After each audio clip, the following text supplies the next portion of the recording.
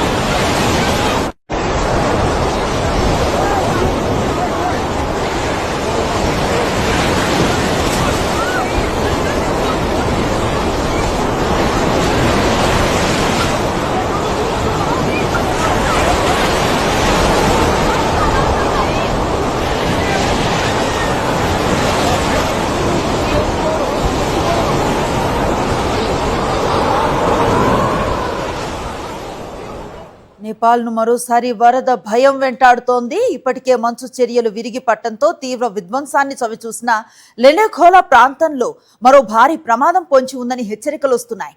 International Centre for Integrated Mountain Development ICIMOD హెచ్చరికలు ఇప్పుడు ఆందోళనలు పెంచుతున్నాయి. వరదకు కారణమైన ప్రాంతంలో మరో భారీ అడ్డంకి ఏర్పడిందని, అది ఎప్పుడైనా తెగి పడే ప్రమాదం ఉందని హెచ్చరించింది. అదే గనక జరిగితే మరోసారి భారీగా వరద నీరు దిగువ ప్రాంతాలను ముంచెత్తే అవకాశం ఉందని చెప్తోంది.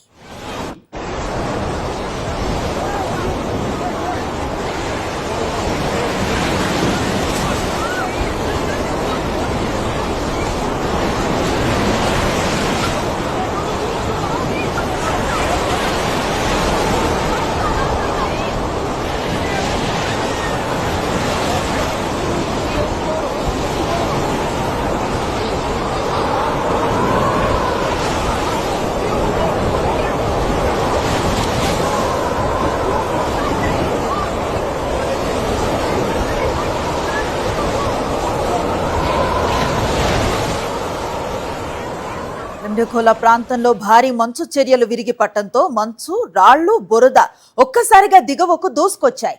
నదీ ప్రవాహానికి అడ్డుకట్ట ఏర్పడటంతో నీరు వెనక్కి చేరింది. ఆ తర్వాత అడ్డుకట్ట తెగిపోవడంతో భారీ వరద ఒక్కసారిగా దిగువ ప్రాంతాలపై విరుచుకుపడింది. కానిది ఈ ప్రాంతానికి కొత్తేమీ కాదు. 2025 జులైలో కూడా ఇదే ప్రాంతంలో ఫ్లాష్ ఫ్లడ్స్ బీభత్సాన్ని సృష్టించాయి. గ్లేసియర్ భాగం తెగిపోవడంతో క్షణాల్లోనే నీరు, బురద, భారీ రాళ్లు కలిసి ఉధృత ప్రవాహంగా మారాయి. మార్గంలో ఉన్న ప్రాంతాలను ముంచెత్తుతూ విధ్వంసాన్ని సృష్టించాయి. ఇప్పుడు మరోసారి అదే తరహా ముప్పు కనిపిస్తూ ఉండటంతో స్థానికుల్లో భయాందోళనలు వ్యక్తమవుతున్నాయి.